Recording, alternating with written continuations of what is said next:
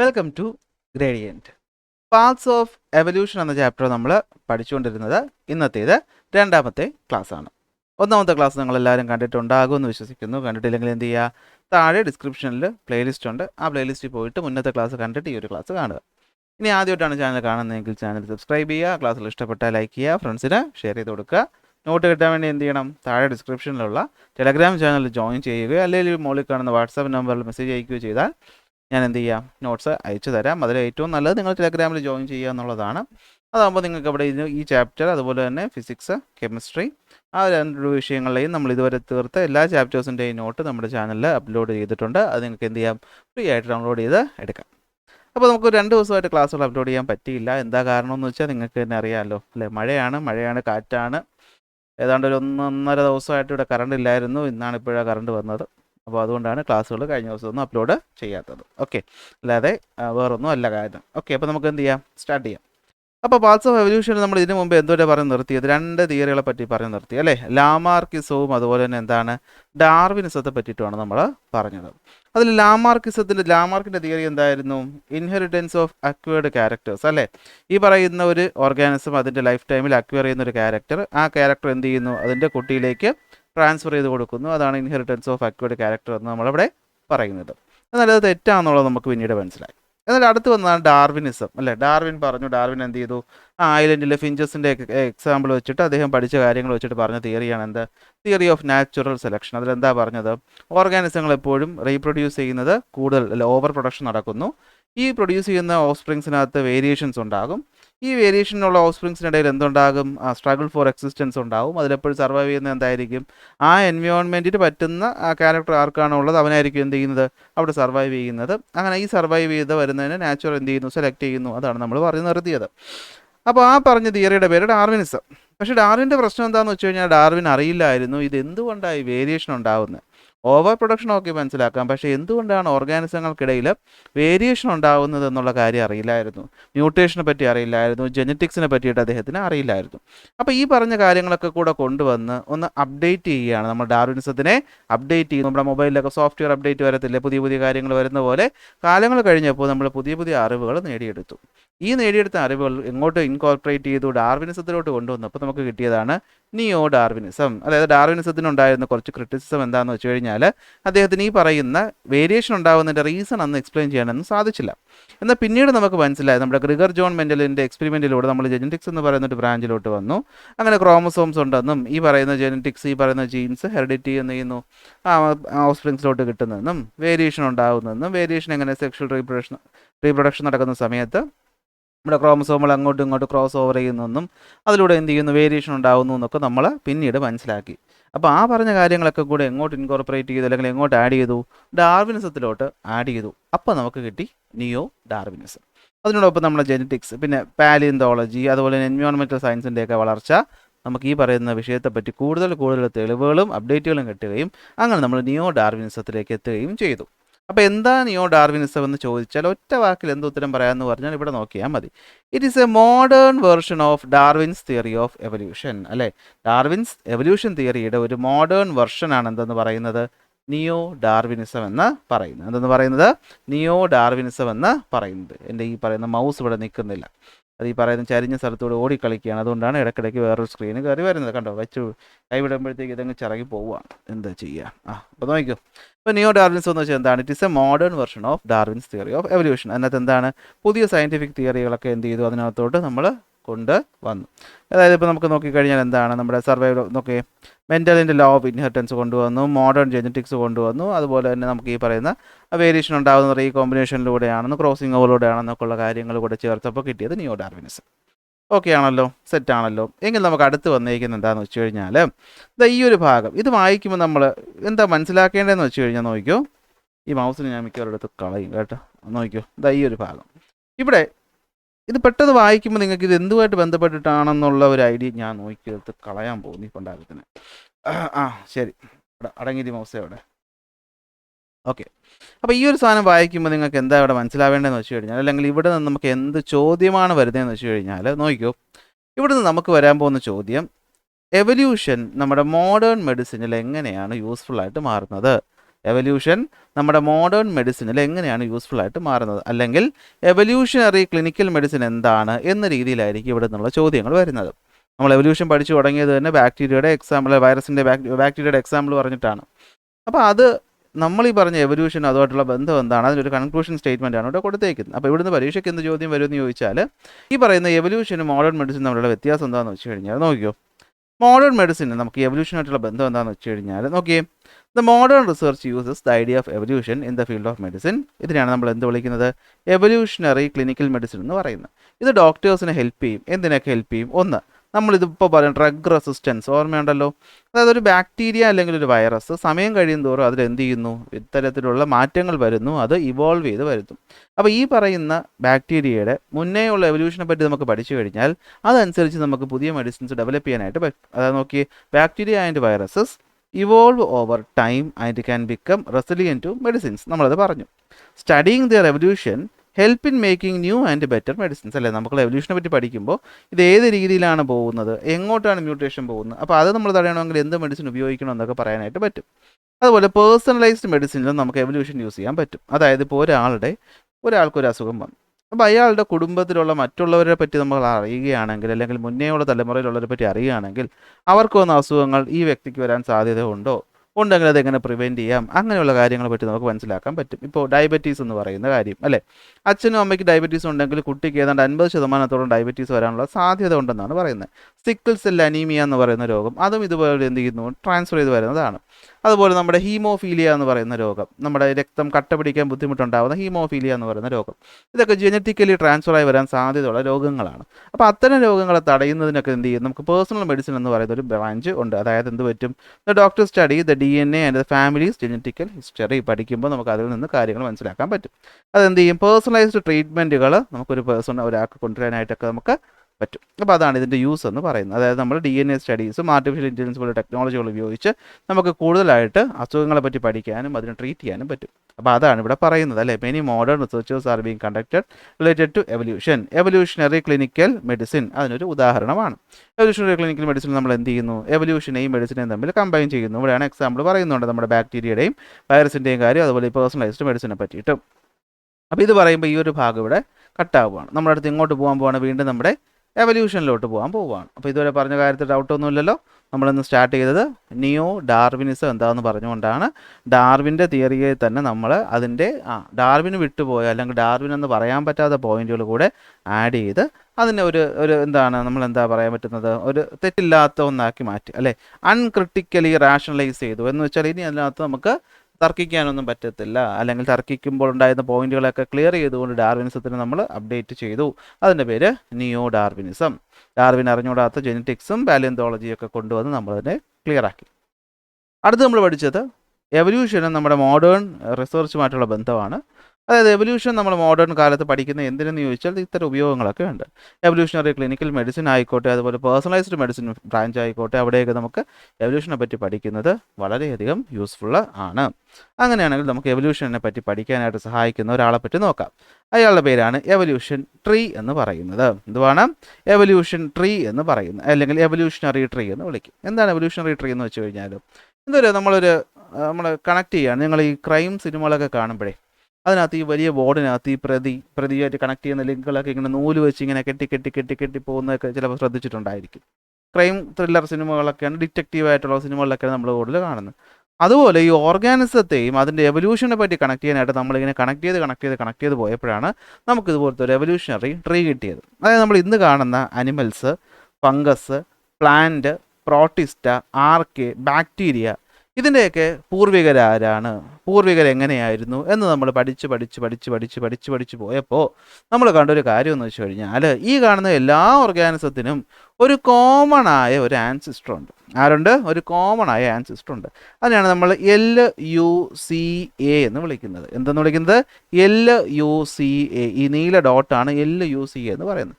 അതായത് last universal common ancestor എന്ന് വിളിക്കുന്നത്. ഇവിടെ കിടപ്പുണ്ട്, കണ്ടോ, ലാസ്റ്റ് യൂണിവേഴ്സൽ കോമൺ ആൻസിസ്റ്റർ. അതായത് നമ്മൾ ഓരോ ഓർഗാനിസവും പിന്നെ മനസ്സിലാക്കുക, ഇതൊരു ഹൈപ്പോത്തറ്റിക്കൽ കേസാണ്. നമ്മളിതിനെ കണ്ടെത്തിയിട്ടൊന്നുമില്ല, നമ്മൾ കണ്ടെത്തി വരും എന്നാണ് പറയപ്പെടുന്നത്. നമ്മളിപ്പോഴും റിസർച്ച് നടത്തിക്കൊണ്ടിരിക്കുകയാണ്. അപ്പോൾ ഇതെന്താണ്? അപ്പോൾ നിങ്ങൾ ചോദിക്കും ഇതെന്ത് സാധനം എന്ന് ചോദിച്ചാൽ പറയാൻ പറ്റത്തില്ല. ഇപ്പോൾ നടന്നുകൊണ്ടിരിക്കുകയാണ്. ഇതൊരു ഹൈപ്പോത്തറ്റിക്കലാണ്. അതായത് നമ്മളിങ്ങനെ ഹൈപ്പോത്തറ്റിക്കൽ എന്ന് പറഞ്ഞാൽ അറിയാമല്ലോ, നമ്മളിങ്ങനെ ഇങ്ങനെ ആയിരിക്കുമെന്ന് നമ്മൾ കണ്ടെത്തി വെച്ചേക്കുന്നതാണ്. തെളിവുകളൊന്നും കിട്ടിയിട്ടില്ല, നമ്മൾ പഠനം നടത്തിക്കൊണ്ടിരിക്കുകയാണ്. അപ്പോൾ അതാണ് എന്ത് LUCA എന്ന് പറയുന്നത്. Okay, LUCA. അപ്പോൾ എന്താ നമ്മൾ പറഞ്ഞത്, എല്ലാ ഓർഗാനിസത്തിൻ്റെയും എവല്യൂഷനെ പറ്റി നമ്മൾ പഠിച്ച് പോയപ്പോൾ കുറേ ഓർഗാനിസങ്ങൾ തമ്മിൽ കുറേ മുമ്പോട്ടൊക്കെ പോകുമ്പോൾ ഇവർ തമ്മിൽ കുറേ കണക്ഷനുണ്ട്. ഏതാണ്ട് ഒരുപോലെ ഇത് കുറേ ക്യാരക്ടേഴ്സ് ഉണ്ട്. ഇപ്പോൾ എക്സാമ്പിൾ നോക്കിക്കഴിഞ്ഞാൽ ഫംഗസും അനിമേലിയും, ഇത് ഇവിടെ നോക്കിയേ, ഫംഗസും അനിമേലിയും എന്താ ഇവിടെ വന്ന് കൂടി ചേർന്നിരിക്കുന്നത് ഇവിടെ ഉള്ള റെഡ് ഡോട്ടിലാണ്. ഇതിനെ MRCA എന്ന് വിളിക്കും. അതായത് മോസ്റ്റ് റീസെൻറ്റ് കോമൺ ആൻസിസ്റ്റർ. എന്തുവാണ് മോസ്റ്റ് റീസെൻറ്റ് കോമൺ ആൻസിസ്റ്റർ? അതായത് എവല്യൂഷൻ തിയറി അനുസരിച്ച് ഫംഗസിനും അനിമൽസിനും ഒരു മോസ്റ്റ് റീസെൻ്റ് ആയിട്ടുള്ള ഒരു കോമൺ ആൻസിസ്റ്റർ ഉണ്ട്. എന്ന് വെച്ചാൽ ഒരു കോമൺ ആയിട്ടുള്ള ഒരു ആൻസിസ്റ്ററിൽ നിന്ന് കുറേ മാറ്റങ്ങളൊക്കെ സംഭവിച്ചാണ് ഫംഗസും അനിമൽസും ഉണ്ടായതെന്നാണ് പറയുന്നത്. അത് നമുക്കൊരു എക്സാമ്പിൾ നോക്കിക്കഴിഞ്ഞാൽ ഈ ഫംഗസ് ആയാലും അനിമൽസ് ആയാലും ഇവർക്ക് സ്വന്തമായിട്ട് ഫുഡ് പ്രിപ്പയർ ചെയ്യാൻ പറ്റത്തില്ല. ഇവർ സ്വന്തമായിട്ട് ഗ്രീൻ പ്ലാന്റ്സിനെ പോലെ ഫുഡ് പ്രിപ്പയർ ചെയ്യത്തില്ല. മറ്റ് ഓർഗാനിസത്തിന് ഡിപ്പെൻഡ് ചെയ്തിട്ടാണ് ഇവർ ജീവിക്കുന്നത്. അതൊരു കോമൺ ഫാക്ടറായിട്ട് നമുക്ക് വേണമെങ്കിൽ കണക്കാക്കാം. ഞാൻ നിങ്ങൾക്കൊരു ഐഡിയ കിട്ടാൻ വേണ്ടി പറയുന്നതാണ്. അതുപോലെ തന്നെ നമുക്ക് ഇവർക്ക് രണ്ടുപേരുടെയും സ്ട്രക്ചറിനകത്തും കുറേയൊക്കെ എന്തുണ്ട്, സിമിലാരിറ്റീസ് ഉണ്ട്. അപ്പോൾ നമുക്ക് പറയാൻ പറ്റും ഇവർ രണ്ടുപേരും ഒരു മോസ്റ്റ് റീസെൻറ്റ് കോമൺ ആൻസിസ്റ്ററിൽ നിന്ന് വന്നതാണ്. ഇനി അതുപോലെ നമ്മൾ വീണ്ടും നോക്കിക്കഴിഞ്ഞാൽ നമ്മൾ ഈ കാണുന്ന പ്രോട്ടിസ്റ്റ, നമ്മുടെ പാരമീസിയം പോലെയുള്ള ജീവികൾ, പ്ലാന്റ്, ഫംഗസ്, അനിമൽസ്, ഇതിനെല്ലാത്തിനും കൂടെ എന്തുണ്ട്, ഒരു കോമൺ ആയിട്ടുള്ള ആൻസിസ്റ്റർ ഉണ്ട്. അതിനെ യൂകാരിയ അല്ലെങ്കിൽ യൂകാരിയോട്ട് എന്ന് പറയും. എന്ത് വിളിക്കും? യൂകാരിയ അല്ലെങ്കിൽ യൂകാരിയോട്ട് എന്ന് വെച്ചാൽ ഇവരുടെ ന്യൂക്ലിയസിന് ചുറ്റും ഒരു മെമ്പറൈനുണ്ട്. ന്യൂക്ലിയസിന് ചുറ്റും എന്തുണ്ട്, ഒരു മെമ്പറൈൻ്റെ കവറിംഗ് ഉണ്ട്. അപ്പോൾ നമ്മളതിനെ എന്ത് വിളിക്കും? യൂകാരിയോട്ടിക് സെല്ലുകൾ എന്ന് വിളിക്കും. എന്ത് വിളിക്കും? യൂകാരിയോട്ടിക് സെല്ലുകൾ. അപ്പോൾ പറഞ്ഞ് മൊത്തത്തിൽ ഇപ്പോൾ ഒരു കൺഫ്യൂഷൻ വരും. ഇത് പറയുമ്പോൾ ആ കൺഫ്യൂഷൻ സ്വാഭാവികമാണ്, പേടിക്കേണ്ട. ഞാൻ ഒന്നുകൂടി പറഞ്ഞുതരാം. അപ്പോൾ നമ്മൾ എന്താ പറഞ്ഞത്, ഓരോ ഓർഗാനിസത്തിൻ്റെ എവല്യൂഷനെ പറ്റി നമ്മൾ പഠിച്ചു പോകുമ്പോൾ നമുക്ക് 1-2 ഓർഗാനിസങ്ങൾക്ക് കോമൺ ആയിട്ടുള്ള ഒരു ആൻസിസ്റ്ററിനെ കിട്ടാറുണ്ട്. അതിനാണ് നമ്മൾ മോസ്റ്റ് റീസെൻറ്റ് കോമൺ ആൻസിസ്റ്റർ എന്ന് പറയുന്നത്. ഉദാഹരണം, അനിമൽസിനും ഫംഗസിനും ഒരു മോസ്റ്റ് റീസെൻറ്റ് കോമൺ ആൻസിസ്റ്റർ ഉണ്ട്. അടുത്ത് നമ്മൾ ഈ കാണുന്ന പ്രോട്ടിസ്റ്റ, പ്ലാന്റ്, ഫംഗസ്, അനിമൽസ്, ഇവർക്കെല്ലാം കൂടി ഒരു മോസ്റ്റ് റീസെൻറ്റ് കോമൺ ആൻസിസ്റ്റർ ഉണ്ട്. അത് നമുക്ക് യൂകാരിയ എന്ന് വിളിക്കാം. ഇവരൊക്കെ യൂകാരിയ. ഇനി അതുപോലെ നോക്കിക്കണ്ടോ, ഈ ആർക്കിയ എന്ന് പറയുന്ന സാധനം ഇതൊരു യൂണിസെല്ലുലാർ ഓർഗാനിസമാണ്. എന്താണ്? ഒരു യൂണിസെല്ലുലാർ ഓർഗാനിസമാണ്. എന്ന് വെച്ചാൽ ഒറ്റ സെല്ലേ ഉള്ളൂ. അതിനെന്തില്ല, ന്യൂക്ലിയസ് കവറിംഗ് ഒന്നുമില്ല. എന്ന് വെച്ചാൽ ഈ ആർക്കിയ എന്ന് പറയുന്ന സാധനം നമ്മൾ അധികം കാണത്തില്ല. ഈ മാർഷി ഏരിയാസിലൊക്കെ കാണുന്ന ഒരു യൂണിസെല്ലുലാർ ഓർഗാനിസമാണ്, ബാക്ടീരിയ പോലെ ഇരിക്കുന്നതാണ്. പക്ഷേ നമ്മൾ പഠിച്ചു വന്നപ്പോൾ മനസ്സിലായി ഈ ആർക്കിയയ്ക്ക് ആരുമായിട്ട് അധികം ബന്ധമില്ല, ബാക്ടീരിയ ആയിട്ടല്ല, നമ്മൾ യൂകാരിയോട്ടിക് ആയിട്ടുള്ള സെല്ലുകളുമായിട്ടാണ് എന്ത് ബന്ധം. അപ്പോൾ ഇവർക്ക് രണ്ടുപേർക്കും ഒരു കോമൺ ആൻസിസ്റ്റർ ഉണ്ടായിരുന്നു എന്ന് നമുക്ക് കരുതേണ്ടി വരും. അങ്ങനെ നമ്മൾ ഈ പറയുന്ന എല്ലാ ഓർഗാനിസത്തെയും ട്രേസ് ചെയ്ത് പോകുമ്പോൾ നമുക്ക് എന്ത് കിട്ടും? ഒരു LUCA കിട്ടും. അതായത് ലാസ്റ്റ് യൂണിവേഴ്സൽ കോമൺ ആൻസിസ്റ്റർ എന്ന് പറയും. അത് ബാക്ടീരിയയ്ക്കും എല്ലാത്തിനും ഒന്നാണ്. അതായത് നിങ്ങൾ പറഞ്ഞാൽ ആലോചിച്ച് നോക്കി, നമ്മുടെ ബിഗ് ബാങ് തിയറിയിലോട്ടൊക്കെ നമ്മൾ പോവുകയാണെങ്കിൽ ഒരു സെല്ല് വന്നു, സെല്ല് ഡിവൈഡ് ചെയ്ത് പലതായിട്ട് മാറി, ആ പലതായിട്ട് മാറിയതിന് വ്യത്യാസം വന്നു, വ്യത്യസ്തമായിട്ടുള്ള ഓരോ സ്പീഷീസ് ആയിട്ട് മാറി എന്നൊക്കെ നമുക്ക് മനസ്സിലാക്കേണ്ടി വരും. അതാണ് ഇവിടെ ഇതുകൊണ്ട് ഉദ്ദേശിക്കുന്ന കാര്യം. സെറ്റാണേ? അപ്പോൾ ഇതാണ് എവല്യൂഷൻ എന്ന് പറയുന്നത്. എല്ലാ ഓർഗാനിസങ്ങൾക്കും ഒരു കോമൺ ആയിട്ടുള്ള ഒരു ആൻസിസ്റ്റർ ഉണ്ട്. ആ ആൻസിസ്റ്റർ വന്നു, അതിന് കുറേ മാറ്റങ്ങൾ സംഭവിച്ചു. ആ മാറ്റങ്ങൾ സംഭവിച്ചതിൽ നിന്ന് പുതിയൊരു സ്പീഷീസ് ആയിട്ട് മാറി, ഇങ്ങനെ പ്രോസസ്സ് നടന്നുകൊണ്ടേ ഇരുന്നു. അതാണ് ഇവിടെ പറയുന്നത്. കണ്ടോ, archaea and eukarya share a common ancestor that bacteria do not. അല്ലേ, ആർക്കിയയ്ക്കും യൂകാരിയയ്ക്കും ഒരു കോമൺ ആൻസിസ്റ്റർ ഉണ്ട്. ആർക്കിയയ്ക്കും യൂകാരിയയ്ക്കും ഒരു കോമൺ ആൻസിസ്റ്റർ ഉണ്ട്. Archaea unicellular organism like bacteria ആണെങ്കിലും അതിന് ആരുമായിട്ട് സാമ്യത ഇല്ല. ബാക്ടീരിയ ആയിട്ടല്ല, നമ്മൾ ഈ പറയുന്ന യൂകാരിയോട്ടിക്, അതായത് സെല്ലിന് ചുറ്റും, ന്യൂക്ലിയസിന് ചുറ്റും മെമ്പറൈൻ ബൗണ്ടഡ് ആയിട്ടുള്ള യൂകാരിയോട്ടിക് ഓർഗാനിസങ്ങളുമായിട്ടാണ് സാമ്യത. അങ്ങനെ നമ്മൾ പഠനം നടത്തിക്കൊണ്ടിരിക്കുകയാണ്. അവിടെ നിൽക്കട്ടെ. ഇതാണ് എന്തെന്ന് പറയുന്നത്, നമ്മുടെ എവല്യൂഷൻ ട്രീ എന്ന് പറയുന്നത്. എന്തെന്ന് പറയുന്നത്? എവല്യൂഷൻ ട്രീ എന്ന് പറയുന്നത്. എന്താ കണ്ടോ എവല്യൂഷൻ ട്രീ? എന്താണ് എവല്യൂഷൻ ട്രീ എന്ന് ചോദിച്ചാൽ എങ്ങനെ പറയും? എവല്യൂഷൻ ട്രീ അല്ലെങ്കിൽ it shows the evolutionary relationship between major group of organism. അതിൽ ബ്ലൂ ഡോട്ട് എന്ന് പറയുന്നത് LUCA ആണ്. അതായത് എന്തായിരിക്കും? Last universal common ancestor. അതെന്താണ്? It is the most ancient common ancestor of all the life forms. അല്ലേ, ഏറ്റവും പഴയത് 4-5 ബില്യൺസ് ഓഫ് വർഷങ്ങൾക്ക് മുമ്പ് ഇതായിരുന്നു ഉണ്ടായിരുന്നത്. ഇനി MRCA എന്ന് വെച്ച് കഴിഞ്ഞാൽ റെഡ് ഡോട്ട് കാണിക്കുക. അതെന്താണ്? മോസ്റ്റ് റീസെൻറ്റ് കോമൺ ആൻസിസ്റ്റർ ആയിരിക്കും. അതായത് എന്തായിരിക്കും? ബ്രാഞ്ചിങ് പോയിന്റ്, അല്ലെ, 2 ഓർഗാനിസങ്ങൾ തമ്മിൽ ഇവിടെ വെച്ചിട്ടാണ് എന്ത് ചെയ്തത്? സ്പ്ലിറ്റ് ചെയ്ത് പോയത്. അല്ലെങ്കിൽ അവർക്കിടയിൽ എന്ത് സംഭവിച്ചത്? സ്പീസിയേഷൻ സംഭവിച്ചത്. എന്ത് സംഭവിച്ചത്? സ്പീസിയേഷൻ സംഭവിച്ചത്. എന്താണ് അപ്പോൾ സ്പീസിയേഷൻ എന്ന് വെച്ച് കഴിഞ്ഞാൽ? അപ്പോൾ അത് പറയുന്നതിന് മുന്നേറ്റ് ഈ ഒരു പോയിന്റ് കൂടി ഒന്ന് എക്സ്പ്ലെയിൻ ചെയ്യാം. സംഭവം ഞാൻ പറഞ്ഞ ബാക്ടീരിയയും ആർക്കിയും യൂകാരിയയുടെയും കേസാണ്. ഇതെല്ലാം എന്തിനകത്ത് വരും? യൂകാരിയക്കകത്ത് വരും. അപ്പോൾ നമ്മൾ പറഞ്ഞല്ലോ, നോക്കടാ, ഒരു സ്ഥലത്ത് വെച്ച് ഓർഗാനിസങ്ങൾ എന്തായിട്ട് മാറി? 2 ആയിട്ട് മാറി. രണ്ടും വ്യത്യസ്തമായിട്ടുള്ള 2 ഓർഗാനിസങ്ങളായിട്ട് മാറി. ഈ പ്രോസസ്സിനെയാണ് നമ്മൾ, അല്ലെങ്കിൽ ഈ ഒരു മെക്കാനിസത്തെ നമുക്ക് എന്തെന്ന് വിളിക്കാം? സ്പീസിയേഷൻ എന്ന് വിളിക്കാം. എന്ത് വിളിക്കാം? സ്പീസിയേഷൻ. ഇത് ബാക്ടീരിയ ഫംഗസുമായത് വെച്ച് എക്സാമ്പിൾ പറയാം, നമുക്ക് സിമ്പിൾ ആയിട്ടുള്ള കേസ് ഞാൻ പറയാം. അപ്പോൾ എന്താണ് സ്പീസിയേഷൻ എന്ന് വെച്ച് കഴിഞ്ഞാൽ, എവല്യൂഷൻ നടക്കുന്ന മെക്കാനിസത്തെയാണ് നമ്മൾ എന്ത് വിളിക്കുന്നത്? സ്പീസിയേഷൻ എന്ന് വിളിക്കുന്നത്. എന്തെന്ന് വിളിക്കുന്നത്? എവല്യൂഷൻ നടക്കുന്ന ആ ഒരു മെക്കാനിസത്തെ. സ്പീസിയേഷനിൽ നടക്കുന്നത് എന്താണെന്ന് വെച്ച് കഴിഞ്ഞാൽ, അല്ലെങ്കിൽ അതെന്താ ഉണ്ടാക്കുന്നതെന്ന് വെച്ച് കഴിഞ്ഞാൽ, നമ്മൾ ഈ കാണുന്ന റിച്ച് ആയിട്ടുള്ള നമ്മുടെ ഭൂമിയിൽ കാണുന്ന ജൈവ വൈവിധ്യത അല്ലെങ്കിൽ ബയോഡൈവേഴ്സിറ്റി, ഇതുണ്ടാവാൻ കാരണം എന്താണ്? സ്പീസിയേഷൻ ആണ്. ഇതിന് എക്സാമ്പിൾ വെച്ച് പറഞ്ഞില്ലെങ്കിൽ ഇത് നിങ്ങൾക്ക് ഒന്നും മനസ്സിലാവത്തില്ല. ഞാൻ എക്സാമ്പിളോട്ട് വരാം. നമ്മുടെ ഡാർവിൻ്റെ ഫിഞ്ചസ് നമ്മൾ എക്സാമ്പിളായിട്ട് എടുക്കാം. ഡാർവിൻ ഫിഞ്ച് പറഞ്ഞപ്പോൾ നമ്മൾ പറഞ്ഞു ഈ ഡാർവിൻ്റെ ഫിഞ്ചുകൾക്കെല്ലാം ഉണ്ടായിരുന്ന ഒരു കോമൺ ആയിട്ടുള്ള ഒരു ആൻസിസ്റ്ററാണ്. എന്താണ് ഉണ്ടായിരുന്നത്? ഒരു കോമൺ ആൻസിസ്റ്ററാണ് ഉണ്ടായത്. ഈ കോമൺ ആൻസിസ്റ്ററിന് കുറേ കുട്ടികളുണ്ടായിരുന്നു. ഇതിനകത്ത് വേരിയേഷനൊക്കെ ഉണ്ടാവും. ഇതിനകത്ത് എന്തുണ്ടാവും? വേരിയേഷൻ ഉണ്ടാവും, വ്യത്യാസങ്ങളുണ്ടാവും. ചില കാരണങ്ങളാൽ ഇവർ എന്ത് ചെയ്തു? പരസ്പരം സെപ്പറേറ്റ് ചെയ്യപ്പെട്ടു. പരസ്പരം ഐസൊലേറ്റ് ചെയ്യപ്പെട്ടു. ഫോർ എക്സാമ്പിൾ, ഇവിടുന്ന് ഒരു സെറ്റ് ഓഫ് കുരുവികളെ ഞാനെടുത്ത് ഒരു ഐലൻഡിൽ കൊണ്ടുപോയി. വേറൊരു സെറ്റിനടുത്ത് വേറൊരു ഐലൻഡിൽ കൊണ്ടുപോയി. വേറൊരു സെറ്റിനടുത്ത് വേറൊരു ഐലൻഡിൽ പോയി. ഇവർ വേറൊരു ഐലൻഡിലും പോയി. എന്നിട്ട് ഇവിടെയാണ് ഇവർ താമസിക്കുന്നത്. ഇവർ കംപ്ലീറ്റ്ലി ഐസൊലേറ്റഡ് ആണ്. എന്ന് വെച്ചാൽ ഇവർ പരസ്പരം ബന്ധമൊന്നുമില്ല. അപ്പോൾ ഇവിടെ വീണ്ടും ഇത് എന്ത് ചെയ്യാണ്? ഇത് കുട്ടിയിട്ട് അത് വീണ്ടും കുട്ടിയായി ഇങ്ങനെ എന്ത് ചെയ്യാണ്? വർഷങ്ങൾ കഴിഞ്ഞ് പോവുകയാണ്.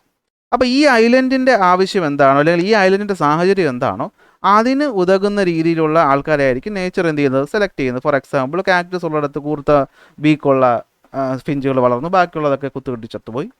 ഇൻസെക്റ്റിനുള്ളിടത്ത് ഇൻസെക്റ്റുകളെ പിടിച്ച് തിന്ന് ജീവിക്കാൻ മാത്രം പറ്റുന്ന സ്ഥലത്ത് ഇൻസെക്റ്റുകളെ പിടിച്ച് തിന്നാൻ പറ്റുന്ന ടൈപ്പ് ഓഫ് ബേർഡ്സ് ആണ് കൂടുതൽ സർവൈവ് ചെയ്ത്, ബാക്കിയുള്ളവർ മരിച്ചുപോയി. അങ്ങനെ ഓരോ ഐലൻഡിലും അവരുടെ സാഹചര്യത്തിനൊത്ത ആൾക്കാർ എന്ത് ചെയ്തു? സർവൈവ് ചെയ്തു, ബാക്കിയുള്ളവർ പോയി. അങ്ങനെ വർഷങ്ങൾ കഴിഞ്ഞ് വന്നപ്പോഴത്തേക്കും ആ പറയുന്ന സ്ഥലത്തിന് യോഗ്യരായിട്ടുള്ള ഓർഗാനിസം അല്ലെങ്കിൽ ആ യോഗ്യരായിട്ടുള്ള ബേർഡ്സ് അവിടെ വന്നു. അവർ ഇവോൾവ് ചെയ്തു. അവർക്കിടെ വീണ്ടും വേരിയേഷൻ ചെറിയ രീതിയിൽ സംഭവിച്ചു. അങ്ങനെ ആ സ്ഥലത്തിന് പെർഫെക്റ്റ് ആയിട്ടുള്ള ഓർഗാനിസങ്ങളായിട്ട് അവർ മാറി. പ്രശ്നം, ഇവരെല്ലാം വന്നതൊരു കോമൺ ആൻസിസ്റ്ററിൽ നിന്നാണെങ്കിലും ഇവർ പരസ്പരം ഇപ്പോൾ യാതൊരു തരത്തിലുള്ള ബന്ധവും ഇല്ലാത്ത പോലെ നമുക്ക് തോന്നും. അതായത് ഇവർക്ക് തമ്മിൽ പരസ്പരം ഒരു ബന്ധവും ഇല്ല. അതായത് ഫർദർ കുറേ കൂടി ഇത് കഴിഞ്ഞു പോകുമ്പോൾ ഇവരെ പരസ്പരം, അതായത് ഇവരെല്ലാം ഒരു ഇതിൽ നിന്ന് വന്നതാണല്ലോ, അപ്പോൾ ഇവർക്ക് പരസ്പരം ക്രോസ് ബ്രീഡ് ചെയ്യാൻ പറ്റുമായിരുന്നല്ലോ, പരസ്പരം റീപ്രൊഡ്യൂസ് ചെയ്യാൻ പറ്റുമായിരുന്നല്ലോ. പക്ഷേ ഇവരിങ്ങനെ ഒരു സ്ഥലത്ത് ഐസൊലേറ്റ് ആയി പോയിട്ട് വർഷങ്ങൾ കഴിഞ്ഞപ്പോൾ ഇവർക്ക് ഒരുപാട് മാറ്റങ്ങൾ സംഭവിച്ചു എന്നിരിക്കട്ടെ. അതായത് ഇവർക്ക് പിന്നീട് എന്ത് ചെയ്യാൻ പറ്റില്ല? പരസ്പരം ബ്രീഡ് ചെയ്യാൻ പറ്റത്തില്ല. ഇവർ തികച്ചും വ്യത്യസ്തരായിട്ടുള്ള ഓരോന്നായിട്ട് മാറും. അങ്ങനെ ഇവർ ഓരോന്നും എന്തായിട്ട് മാറും? ഓരോ സ്പീഷീസുകളായിട്ട് മാറും. ലോജിക്ക് അല്ലെങ്കിൽ ഞാനൊരു എക്സാമ്പിൾ പറയാം. കരടി എന്ന് പറയുന്ന ജീവി, അത് ലോജിക്കലി അല്ല, നിങ്ങൾക്ക് മനസ്സിലാൻ വേണ്ടി പറയുകയാണ്.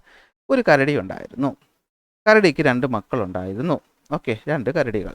അതിലൊരു കരടിക്ക് കുറച്ച് രോമം കൂടുതലായിരുന്നു, ഒരു കരടിക്ക് കുറച്ച് രോമം കുറവായിരുന്നു. രോമം കൂടുതലുള്ള കരടി നേരെ എങ്ങോട്ട് പോയി? നമ്മുടെ ഹിമപ്രദേശങ്ങളിലോട്ട് പോയി, നോർത്ത് പോളിലോട്ട് പോയി. രോമം കുറഞ്ഞ കരടി എങ്ങോട്ട് പോയി? ഇക്വേറ്ററിൻ്റെ അടുത്തോട്ട് പോയി. അങ്ങനെ അവരവിടെ പോയിട്ട് കുടുംബമായി താമസിച്ച് അവിടെ വേറെ കരടികളുണ്ടായിരുന്നു എന്ന് വിചാരിച്ചു. കുറേ കാലം കഴിഞ്ഞപ്പോൾ എന്ത് പറ്റും? നമ്മുടെ ഈ പറയുന്ന പോളാർ റീജിയനിലുള്ള കരടി നല്ല വെള്ള രോമമൊക്കെ ഉള്ള, നല്ല ഫറൊക്കെ ഉള്ള എന്തായിട്ട് മാറി? പോളാർ ബിയർ അഥവാ ഹിമക്കരടിയായിട്ട് മാറി. നമ്മുടെ നാട്ടിലുണ്ടായിരുന്ന കരടി ആ വെയിലത്തൊക്കെ നിന്ന് കറുത്ത നമ്മുടെ രോമമുള്ള നമ്മുടെ നാട്ടിൽ കാണുന്ന കരടിയായിട്ട് മാറി. 2 കരടിയും വന്നത് ഒരു കരടിയിൽ നിന്നാണെങ്കിലും ഇവർ രണ്ടുപേരും ഇപ്പോൾ 2 വ്യത്യസ്തരായിട്ടുള്ള സ്പീഷീസ് അല്ലേ?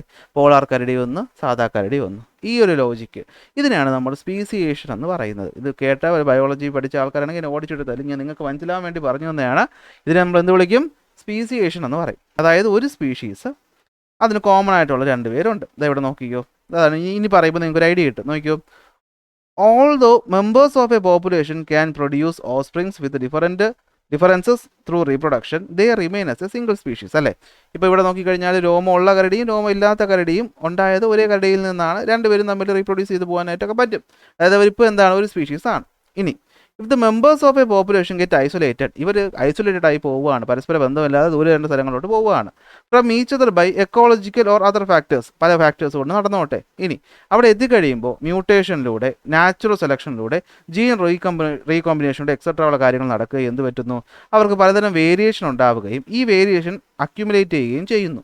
ഫോർ എക്സാമ്പിൾ, തണുപ്പ് സ്ഥലത്ത് പോയ കരടിക്ക് എന്ത് ചെയ്യുന്നു? രോമങ്ങളുടെ എണ്ണം കൂടുന്നു. അല്ലെങ്കിൽ കട്ടി രോമമുള്ള കരടി കുട്ടികളായിരിക്കും പിന്നീട് അങ്ങോട്ട് എന്ത് ചെയ്യുന്നത്? സർവൈവ് ചെയ്യുന്നത്. കട്ടി കുറഞ്ഞ രോമമുള്ളതൊക്കെ ചത്തുപോകും. അതുപോലെ ഐസാണ് അവിടെ ഉള്ളത്. അപ്പോൾ ഐസ് എന്ന് വെച്ചാൽ വെള്ള നിറത്തിൽ, അല്ലെ അതിൽ കറുത്ത രോമമുള്ള കരടിക്ക് ഒരിക്കലും പ്രൈസിന് എന്ത് ചെയ്യാൻ പറ്റത്തില്ല? ഹണ്ട് ചെയ്യാൻ പറ്റത്തില്ല, അല്ലെ? ഓടിക്കാൻ പറ്റുമോ? കാരണം ഇതിനെ ദൂരെ നിന്നെ കാണാൻ പറ്റും, വെള്ള ഐസ് അല്ലേ. അതിൻ്റെ കൂടി കറുത്ത ജീവി ഓടി വന്നാൽ എല്ലാ ജീവിയൊക്കെ മനസ്സിലാവും, അതുങ്ങൾ ഓടി രക്ഷപ്പെടും. വെള്ള രോമമുള്ളതാണെങ്കിൽ എന്ത് പറ്റും? അതിന് അവിടെ നിന്ന് ഒളിച്ചു വരാനായിട്ട് പറ്റും. അപ്പോൾ അങ്ങനെയുള്ളത് സർവൈവ് ചെയ്തു. അങ്ങനെ അതായത് വേരിയേഷൻ വെള്ള രോമമുള്ള കരടി എന്ന വേരിയേഷൻ, കട്ടി രോമമുള്ള വെള്ളക്കരടി എന്ന വേരിയേഷൻ സർവൈവ് ചെയ്ത് പോയി എന്ന് വിചാരിക്കുക. ഇനി ഈക്വേറ്ററിൻ്റെ ഭാഗത്ത് വന്നപ്പോൾ വെള്ളക്കരടിക്ക് നിൽക്കാൻ പറ്റുമോ? അവിടെ ഇല്ല, കട്ടിയുള്ള രോമത്തിൻ്റെ ആവശ്യമില്ല. സോ അവിടെ കറുത്ത കരടിയാണ് സർവൈവ് ചെയ്തത്. അപ്പോൾ എന്ത് പറ്റും? വർഷങ്ങൾ കഴിഞ്ഞപ്പോൾ when the members of a species become unable to reproduce new offsprings mutually, they will evolve as different species. അപ്പോൾ ഇങ്ങനെ കുറേ കാലം കഴിഞ്ഞപ്പോൾ ഇവർ രണ്ട് വ്യത്യസ്തരായ സ്പീഷീസും ഇവരെ പിന്നീട് അടുത്ത് കൊണ്ടുവന്ന് ഇവർക്ക് പരസ്പരം റീപ്രൊഡ്യൂസ് ചെയ്യാൻ പറ്റാത്തൊരു സാഹചര്യം എത്തിക്കഴിയുമ്പോൾ അവർ രണ്ടുപേരും രണ്ട് വ്യത്യസ്തമായ സ്പീഷീസുകളായിട്ട് മാറുന്നു. ഇപ്പോൾ കുരങ്ങനും മനുഷ്യനും രണ്ട് സ്പീഷീസ് ഒന്നിൽ നിന്ന് വന്നതാണെന്ന് പറഞ്ഞിട്ടിപ്പോൾ നമുക്ക് വേണമെങ്കിൽ എക്സാമ്പിൾ പറയാം. അല്ലെ, ചിമ്പാൻസിയും ഒക്കെ മാറിയിട്ടാണ് മനുഷ്യനുണ്ടായത്. ഇപ്പോൾ മനുഷ്യൻ വേറെയാണ്, ചിമ്പൻസി വേറെയാണ്. രണ്ടും കൂടി ഒരുമിച്ച് പോകാറുണ്ടോ? ഇല്ല. അങ്ങനെ ആലോചിച്ച് വെച്ചാൽ മതി. ഇതിനെയാണ് നമ്മൾ സ്പീസിയേഷൻ എന്ന് വിളിക്കുന്നത്. അപ്പോൾ എന്താ കുറേ എക്സാമ്പിളൊക്കെ പറയുന്ന കാര്യം മനസ്സിലായി കാണും അല്ലേ? എന്താ സ്പീസിയേഷൻ എന്ന് വെച്ച് കഴിഞ്ഞാൽ, speciation is the reason for the rich biodiversity. ആയിക്കോട്ടെ, എന്താ സംഭവം എന്ന് വെച്ച് കഴിഞ്ഞാൽ നോക്കിയേ, ഇത് ഈ രണ്ട് പോയിന്റ് നേരത്തെ നിന്ന് വന്നതാണ്. മോസ്റ്റ് കോമൺ ആൻസിസ്റ്റർ ഇത് വന്നതാണ്. നോക്കിയേ, reproduction is A process. Reproduction in a population process produces offsprings with minor variations, but they still belong to the same species. Or same species. അതിലേതെങ്കിലും ഒന്ന് ഐസൊലേറ്റഡ് ആയി പോയി കഴിഞ്ഞാൽ അതിലെന്ത് പറ്റും? വേരിയേഷൻ ഉണ്ടാവുകയും ആ വേരിയേഷൻ അക്യുമുലേറ്റ് ചെയ്യുകയും സമയം കഴിയുമ്പോൾ എന്ത് പറ്റുമെന്ന് വെച്ച് കഴിഞ്ഞാൽ ഇവർക്ക് കൂടുതൽ ഫർദറായിട്ട് എന്ത് ചെയ്യാൻ പറ്റത്തില്ല, ഇൻബ്രീഡ് ചെയ്യാൻ പറ്റാതെയും ആവുന്ന അവസ്ഥ എത്തുമ്പോഴേക്കും ഇവരെന്തായിട്ട് മാറും? രണ്ട് വ്യത്യസ്തമായ സ്പീഷീസ് ആയിട്ട് മാറും. ഇതിനെയാണ് നമ്മൾ എന്ത് വിളിക്കുന്നത്? സ്പീസിയേഷൻ എന്ന് വിളിക്കുന്നത്. When inbreeding is not possible, the groups are considered as new separate species and this is called speciation. ഇതിനെയാണ് നമ്മൾ എന്ത് വിളിക്കുന്നത്? സ്പീസിയേഷൻ എന്ന് വിളിക്കുന്നത്. ഓക്കെ ആണല്ലോ? അപ്പോൾ ഇത് കഴിയുമ്പോഴത്തേക്കും നമ്മുടെ ഈ ഒരു ഭാഗം കഴിയുന്നു. എന്തൊക്കെ വരുന്നു അതിനകത്ത്? LUCAയും MRCAയും കമ്പയർ ചെയ്യാൻ പറഞ്ഞേക്കുകയാണ്. LUC എന്ന് വെച്ചാൽ ലാസ്റ്റ് യൂണിവേഴ്സൽ കോമൺ ആൻസിസ്റ്ററും MRCA മോസ്റ്റ് റീസെൻറ്റ് കോമൺ ആൻസിസ്റ്ററും ആണ്. എന്താ തമ്മിലുള്ള വ്യത്യാസം എന്ന് വെച്ച് കഴിഞ്ഞാൽ, ഇത് എന്താണ് LUC എന്ന് വെച്ച് കഴിഞ്ഞാൽ, it refers to the single celled organism from which all the lifes on the earth is thought to have been descended from. അല്ലെ, ഇവിടെ നിന്നാണ് യൂണിവേഴ്സിലുള്ള എല്ലാ ഓർഗാനിസവും ഫോം ചെയ്തതെന്ന് കരുതപ്പെടുന്നത്. അതാണ് LUCA. MRCA എന്ന് വെച്ചാൽ എന്താണ്? മോസ്റ്റ് റീസെൻറ്റ് കോമൺ ആൻസിസ്റ്റർ ആണ്. അതെന്തായിരിക്കും? Refers to the individual who is the most closest common ancestor to a group of people in a family tree. ഒരു ഫാമിലി ട്രീയിലെ തൊട്ട് മുമ്പത്തെ ഏറ്റവും കോമൺ ആയിട്ട് വരുന്ന ജീവി ഏതാണോ അതാണ് MRCA. എന്നാൽ ഓർഗാനിസങ്ങളുടെ എല്ലാത്തിൻ്റെയും ആദ്യത്തെ ഫോമാണ് LUCA എന്ന് പറയുന്നത്. നെക്സ്റ്റ് വരുന്നതാണ് എന്ത്? What are the circumstances that lead to the formation of variation in organisms. ഓർഗാനിസത്തിൽ വേരിയേഷൻ ഉണ്ടാകുന്നതിൻ്റെ കാരണം എന്താണെന്ന് ചോദിച്ചാൽ എന്തായിരിക്കും? ഒന്ന് ഇവിടെ കിടക്കുന്നു, ചോദ്യം ഇവിടെ കിടക്കുന്നു. വേരിയേഷൻ്റെ റീസൺ എന്ന് പറഞ്ഞാൽ എന്തായിരിക്കും? ഒന്ന് ക്രോസിംഗ് ഓവർ, അതുപോലെ റീകോമ്പിനേഷനുമാണ് ജനറ്റിക്കലായിട്ടുള്ള റീസൺസ്. ഇതിന് പുറമേ ആയിട്ട് നമുക്ക് വേണമെങ്കിൽ എൻവയോൺമെൻറ്റൽ ഫാക്ടേഴ്സും റാൻഡം ആയിട്ടുള്ള പല കാര്യങ്ങൾ കൊണ്ടും എന്ത് പറ്റും? വേരിയേഷൻസ് ഓർഗാനിസത്തിൽ സംഭവിക്കാം. ഓക്കെ, ഓർഗാനിസത്തിൽ വേരിയേഷൻസ് എന്ത് ചെയ്യാം? സംഭവിക്കാം. അതായത് രണ്ടാമത്തെ ചോദ്യം മിസ്സായിപ്പോൾ അല്ലേ? Which is the category of the organisms that is nearest to fungus? Why? ഫംഗസിനടുത്ത് വരുന്ന ഏതാണ്? അത് അനിമൽസ് ആണ്. എന്തുകൊണ്ടെന്ന് വെച്ച് കഴിഞ്ഞാൽ ഞാൻ നേരത്തെ പറഞ്ഞ ഹെട്രോട്രോഫിക് ആയിട്ടുള്ള ന്യൂട്രീഷൻ, സ്വന്തമായിട്ട് ഫുഡ് പ്രിപ്പയർ ചെയ്യാൻ പറ്റത്തില്ല, മറ്റു മൃഗങ്ങളിൽ നിന്ന് എടുക്കുന്നതാണ്. മാത്രമല്ല എന്തായിരിക്കും? Both animals and fungi rely on external sources for nourishment. Additionally animals and fungus share similar cell structure and evolutionary relationship. അതുകൊണ്ടാണ് അവർ രണ്ടുപേരും എന്ത് വന്നത്? ഒരു MRCAയിൽ വന്നത്. പിടികിട്ടുന്നുണ്ടല്ലോ? അടുത്ത സ്പീഷീസ് ഫോർമേഷൻ സഹായിക്കുന്ന കാരണം എന്താണ്? സ്പീസിയേഷൻ എന്താണെന്നുള്ള ചോദ്യമാണ്. ഞാൻ നേരത്തെ പറഞ്ഞിട്ടുണ്ട്, ഇത് തന്നെയാണ് കാരണം. Okay, how do these circumstances lead to the formation of new species എന്ന് ചോദിച്ചാൽ നമുക്ക് പറയാൻ പറ്റും. സ്പീസിയേഷൻ നടക്കുന്നു അല്ലേ? ഐസൊലേഷൻ സംഭവിക്കുന്നു, സെപ്പറേറ്റ് ആവുന്നു, വേരിയേഷൻ സംഭവിക്കുന്നു, അതിലൂടെ എന്ത് ചെയ്യുന്നു? പുതിയൊരു സ്പീഷീസ് ഉണ്ടാവും. ഓക്കെ ആണോ? ഇനി നമുക്ക് വരുന്ന ടോപ്പിക് എന്ന് പറയുന്നത് എവിഡൻസസ് ഓഫ് എവല്യൂഷൻ ആണ്. അതിലൊരൊറ്റ പോയിന്റ് കൂടി പറഞ്ഞ് ഇന്നത്തെ ക്ലാസ് നമുക്ക് നിർത്താം. എന്താണ് ഈ എവിഡൻസസ് ഓഫ് എവല്യൂഷൻ എന്ന് പറഞ്ഞു കഴിഞ്ഞാൽ, എവല്യൂഷൻ നമ്മൾ നടന്നു എന്നും അതിങ്ങനെയൊക്കെ ആയി എന്നുള്ളത് നമ്മൾ മനസ്സിലാക്കിയത് നമുക്ക് ചുറ്റും കിട്ടിയ പലതരം എവിഡൻസുകൾ കൊണ്ട് ആണ്. മൾട്ടിപ്പിൾ ആയിട്ടുള്ള പല എവിഡൻസ് നമുക്ക് ഉണ്ട്. അത് നമുക്ക് മൂന്നായിട്ട് തിരിക്കാം. ഒന്ന് മോളിക്കുലർ ബയോളജി ബേസ് ചെയ്തുള്ള എവിഡൻസുകൾ, കമ്പാരിറ്റീവ് അനാറ്റമിയായിട്ട് ബേസ് ചെയ്ത എവിഡൻസ്, അതുപോലെ ഫോസിൽ എവിഡൻസ്. അങ്ങനെ മൂന്നായിട്ടാണ് നമുക്ക് തിരിക്കാൻ പറ്റുന്നത്. അത് നമ്മൾ ആദ്യം പഠിക്കാൻ പോകുന്നത് മോളിക്കുലർ ബയോളജിയുമായിട്ട് ബന്ധപ്പെട്ട എവിഡൻസുകളെ പറ്റിയാണ്. എന്താണ് മോളിക്കുലർ ബയോളജി എന്ന് വെച്ച് കഴിഞ്ഞാൽ, study of molecules like DNA, RNA and proteins inside organism. ഒരു ഓർഗാനിസത്തിനകത്തുള്ള DNA, RNA, പ്രോട്ടീൻ പോലെയുള്ള മോളിക്യൂളുകളെ പറ്റിയുള്ള സ്റ്റഡിയാണ് നമ്മൾ എന്ത് വിളിക്കുന്നത്? മോളിക്കുലർ ബയോളജി എന്ന് വിളിക്കുന്നത്. എന്താണെന്ന് വിളിക്കുന്നത്? മോളിക്കുലർ ബയോളജി എന്ന് വിളിക്കുന്നത്. ഓക്കെ ആണല്ലോ? അതായത് നമുക്ക് നോക്കിക്കഴിഞ്ഞാൽ മോളിക്കുലർ ബയോളജി വെച്ച് നമ്മൾ എങ്ങനെ എവല്യൂഷനെ മനസ്സിലാക്കുമെന്ന് ചോദിച്ചാൽ ഒരു എക്സാമ്പിൾ ഞാൻ പറയാം. നമ്മുടെ രക്തത്തിനകത്തുള്ള RBC എന്ന് പറയുന്ന കാര്യം നിങ്ങൾക്ക് എല്ലാവർക്കും അറിയാം. റെഡ് ബ്ലഡ് കോർപ്പസൽസ് അല്ലെങ്കിൽ റെഡ് ബ്ലഡ് സെൽസ്. അതിനകത്ത് ഹീമോഗ്ലോബിൻ എന്ന് പറയുന്ന ഒരു പിഗ്മെൻ്റ് ഉണ്ട്. ഈ ഹീമോഗ്ലോബിൻ പിഗ്മെൻറ്റിനകത്ത് ബീറ്റ ചെയിനും ഉണ്ട്, ആൽഫ ചെയിനും ഉണ്ട്. അതായത് ഇതിനകത്താണ് അമിനോ ആസിഡുകൾ അറേഞ്ച് ചെയ്ത് വെച്ചേക്കുന്നത്. ബീറ്റ ചെയിനും ഉണ്ട്, ആൽഫ ചെയിനും ഉണ്ട്.